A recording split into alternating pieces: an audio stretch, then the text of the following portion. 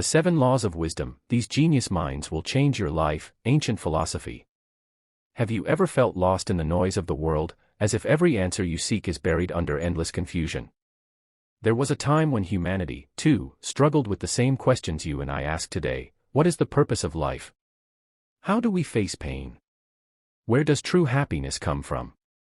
And in those dark hours of searching, 7 brilliant minds across ancient times left behind timeless laws of wisdom, laws so powerful they can still change the course of your life today.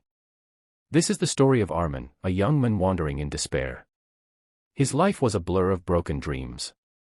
He had lost his job, his relationships were falling apart, and every morning he woke with a heavy chest, wondering why he was even alive. One night, unable to sleep, he stumbled into an old library. Dusty shelves, dim lamps, and the faint smell of old paper surrounded him.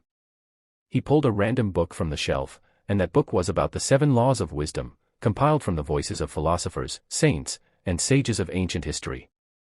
As Armin began to read, his journey unfolded, step by step. The first law, the law of self-knowledge. The book told him, he who knows others is wise. But he who knows himself is enlightened. Armin realized that all his life, he had chased external validation, money, approval, relationships, without ever asking, who am I? That night, he wrote in his journal for the first time, what do I truly want? What makes me alive? Tears rolled down his face because he had never dared to ask himself this before. His first challenge was silence, sitting alone without distraction, hearing his own thoughts without fear. Slowly, he began to face himself, and for the first time, he felt a spark of clarity. The second law, the law of balance. From Aristotle to Lao Tzu, the great minds spoke of balance. The book said, too much of anything destroys. Balance preserves. Armin realized his failure wasn't because he was weak, but because he lived in extremes, working day and night without rest, then collapsing in guilt and self-loathing. His challenge was discipline. At first, he resisted, slipping back into old habits. But then, by small steps, waking early, eating mindfully, resting when needed, he began to feel strength returning to his life. Balance was not boring, it was freedom. The third law, the law of purpose. The book whispered, life without purpose is like a boat without a rudder. Armin's chest tightened.